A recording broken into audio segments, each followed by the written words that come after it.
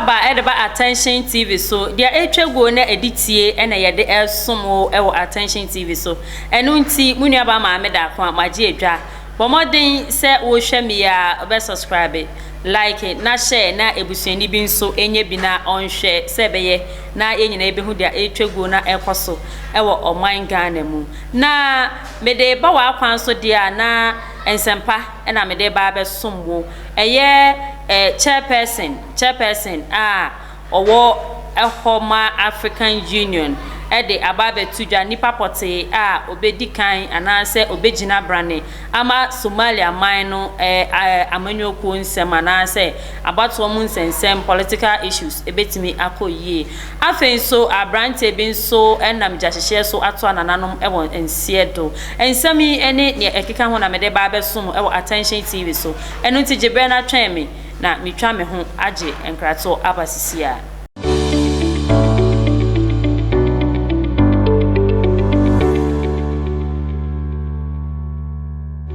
medase se oje bre etwen me ema mitwa me ho ekobaaye na metwa ensem no so dia na mede wo eko eye ebibiman kabomukuo batan African Union gomutinani pani eye His Excellency Musa Faki Mahamat ede ababe tudwa nipa poti ya wo yi no se onko enko gina mu brane emfa ma Somalia man no amanyosem nyina ehun ebetimi akoyie na wanyi obia se ya papa former president His Excellency John Dramani Mahama na eye openi Musa Faki Mahamat etimi appointed no ese ono na enye eye representative high representative na chese oye anamusinia odimu openi pa na obehwe se Somalia amanyosem nyina ebetimi akoyie na asumdwe nso ebeba ewo oman ni mu na openi ekasa mu no eye Owura Mahamat ekasa mu no odi tudwa se nia wayi omanpen dada John Dramani Mahama ese high representative no obehwe ama won amanyosem nyina akonkan no o share won ese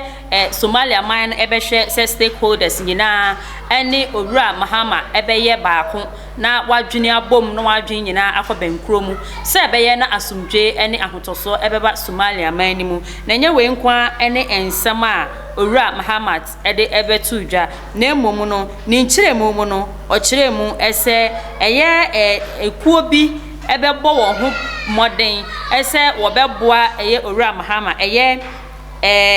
AMISOM ekuo bi a wo honom won so ede wo mo a ebeba beka Mahama ho eye omanpeni dada John Dramani Mahama ho se beye na eniama ebekototen bibia ebededa na akwan mu na asumdwe ebetimi akoso ewo Somalia man ni mu na ne nkyeremu mu no ode tudwa ese Owura Mahama enye obi akeke na oyobi a wadi ade ewo oman Ghana mu a every 24th July 2012 edikosi 7th January 2012 na oye abediechire edema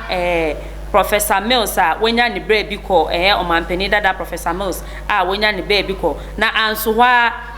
eba ne se Professor Mills esi form no ono ene behwe n'echi ma no na enu echi no ono akasa so beye omanpeni ewo oman Ghana mu enu nti se woyi no se oye obi a obe high representative ede ama eye Somalia man na ahwe atoto ama wo amanyosem nyina akonkan ewo asumdwe kwan so a na ose efata enu nti obesre se Somalia man ni nyina ebeye baako stakeholders ewo mu nyina ede adwenkro ene modern bobetai Owura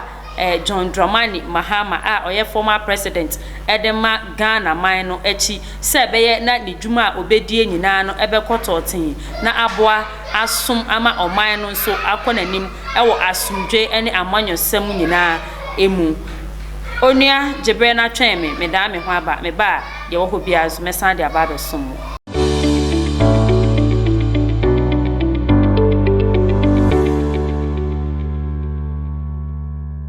yetwa ensem ne so dia na mede wo ekwa kopie mu ewo dunkwa atechem eho na abrante bia wodi emfie eduonu baako 21-year-old boy onam ejahehye so ahwere ne nkwa na ekoba ne sen Abrantie wa sorry ene wote se ejahihye bi asi ewo bebi a wote na eno ene nam so no de ayamhihye se ene okofie na ne niema egu ho no watimi akosesa ana wakopene bebi pa de egu ansa na de besi etimi asi na eno ene nam so abrantie yi edi mikatente ekodu fie na odu fie a oye se wo bowura dem asesa ne niema no ena ekoba ne se okotehweye nkotehwe ya enam soma eja no etimehye na ama enne watu anananom ewo ense do na ensem yi mu no ye hyede nim dia enam so a eja hyehye no eba ye de enso no se Attention TV ye wo hoi ye bekoso e de ekire e de emu nsem a aka nyina e de aba besom mu na abrantie enam ekwan yi so atu anananom wonse do ya enye asem keto akra semeka sei no eye nimu no yaje ato eye Ofenso hospital a wode a fridge mu na nhwehwemu eguso ekoso efa ekwan a enam so na ejahihye no etime ba ya abrantie ede ahokopo ekowura dem so koyi ni niama enam so nti amenne watu anananom ewo ense edo afi eye Food and Drugs Authority eye enkrofo a anase eku a aban ate a wo hwe yenua ne die yensuo ye enro anase drinks ene niam ahodo a yedi ekoye yam eso no wo hwe ehu se sefata se wotimi edebesom Ghana manfo ema wodie eno eso no ede ababetuja se wakohu se yede drinks eye anom de dokodoko de anu de akwakogu baabi ewo bole ewo bole a dosu pay pa be 100,000 cartons. Yes, 1,000 cartons of drinks yede akogu baabi a akoba ne se aspy anase emre dodo wo se etimi die a nipa betimi edi akone yam no apa ho emre no apa ho a enu nti yedi a enye ye nti wode akogu baabi a wagya ho na eno ena won hyede nim nipa pote a wodi sa eye dwuma yi a ebe nam so ebetimi ama omanfo a wote eben honum no etimi akofa bi edi anase anom akowon yem ebetimi de sunsuanso bone bi abre wo mu na eno ena eye Food and Drugs Authority for echemu ese wote ye ese wode drinks ahodo bi akwakogu baabi a ensem fata na eno ena nam so a wote ye no wantena so kra wodi mikatente ekoye se wo kwa akohwe se senia wote no no eye no kre sa ana na ampanso wo kokopie mu honom no wo huye ese drinks egu ho a eye drinks a spy na ensem fata se nipa betimi anom na eno na nam so nti ema sa enwumaku a yense de nim won a wode akwa akogu honom na wo kiremu a eye Drugs Authority penino Mr. Martin Kusi ekiremu a eye won nwuma a wodi nyina no wo hwe ese se wodi bibi ebeba abonten a emre dodo a ewo se edie anase apomuden ho nsem bia a ewo ade no ho se ye aduane se ye nsuo se ye anode na nipetimi di ekonimu no wo hwe se bibia ededa na akwan mu ena afen so esefata esese wudi bibi ebedwa so a wo bebe wo aso yeso no wo behwe sane me nyina ansa na wodi aba na se wodi ba empo wie wasan ase apene so ama wodi aba abonten no awosa abre ni abre nyina wo hwe ese emre dodo a ebedie ewodwa so ansa na asa anase ebetimi aba ne se ebesei no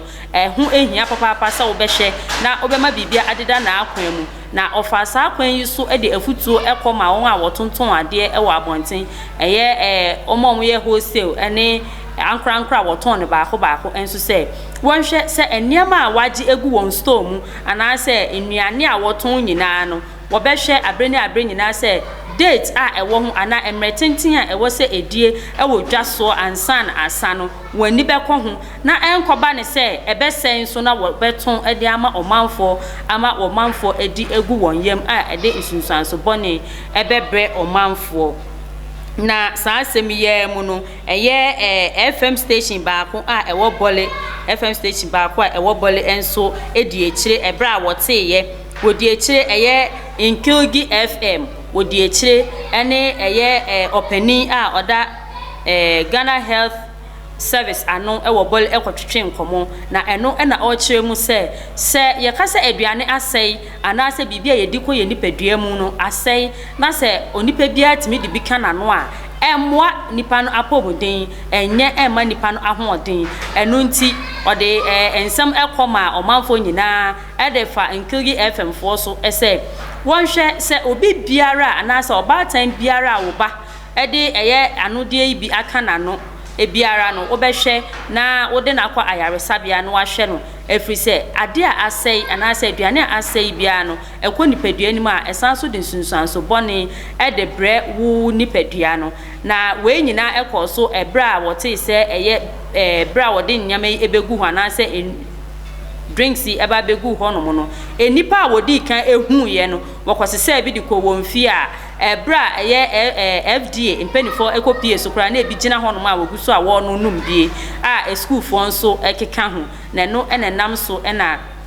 Ghana Health Service openino ede tudwa ese ebeye se abatan a se wo ba anum bia obehwe ana se wu nipa biara wutimi kwa fa sa drink ibi enom ye no obehwe na wako ayaresabia ne ahwew efise ebetime de ensunsuanso bone abre wo nipadua no na wo kiremu a eye drink yi no edin a egu drink no ho no eye ginger drink ene ya tro egu hu na ginger drink no won hyede hu company pote ya woyeye enu nti enhwehwemu egu so a ekoso se wonsa ebeka nipa woye sa nyamra nsemi efise emremu no ewo sese wode eduane bi aba abonten na se emredudu ewo se edi ana se date ewo expiring date no aso a eyemra se wobeba eye empanimfo anim na woni omo aba beka ho asem na fei baby pa a ewo se wudi koguo na se Zoom Lion fo ebeka ho ana se won a wosafata se obedi wanim a kire baby a wudi beguo se ye behye no se ye behwie egu ana se de ebeye ni bia ebese afata no wo se woye no wo se oba mpanifo anim na woye ne saa na emra ma ho kwan ese obefiti ana se wa wo pemu no wode enema bi saa bekwa kogu abonten baby keke o wadwemu na ya se watu agu na echie no amanfo etimi enya ho akwanya akofa obedi akomu ede ensunsanso bone abewo mu enu nti adwumakuo pote ya bodi san nyamana nsema na se adwumayi no wo be hwe echire kwan akosi se wonsa beka wo mu na dia esefata bia no wode ama wo mu na FDA penifo echire mu a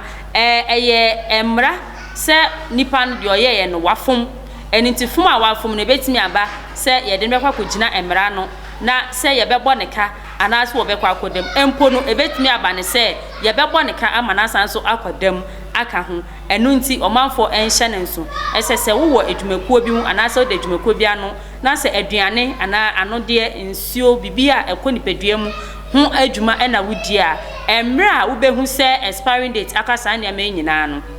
emfa wo pe enkope baabi keke na enkohwie emfengu na emfa nsunsuanso bone bia emre omanfo na mum obeba empanimfo adim na won akasa a kire okwan baabi a wo se wo de saade ne ekokogu na ede ahotoso ene pepepe ye ebebre omanfo na omanfo ensem a mede besom mu nua ba ma me da akon e wo Attention TV so na ha na mede besie na mum emba oremfi sa abre ni abre nyina no se wonsa etimi aka yensam a yede tudwa ni bia obe subscribe like na share na ebusuani onua odofo bi nso enye bi enhwe se abeye na ebeboye nyina na yetimi to anamonpa ewo oman Ghana mu na afen nso so se uwo dwumakuo bi mu ana se wudi dwuma bi na se obepe se Attention TV yebebo hu dewro amma wa ekwan da ho fefefe ye number etwegu ewa ase wo kama bomoden na fa number na frɛ yebeje so ofel so yebeje so kama ne yebebo odwuma no hu dewro amma na akwaeche na madwadie nso ayewo de papa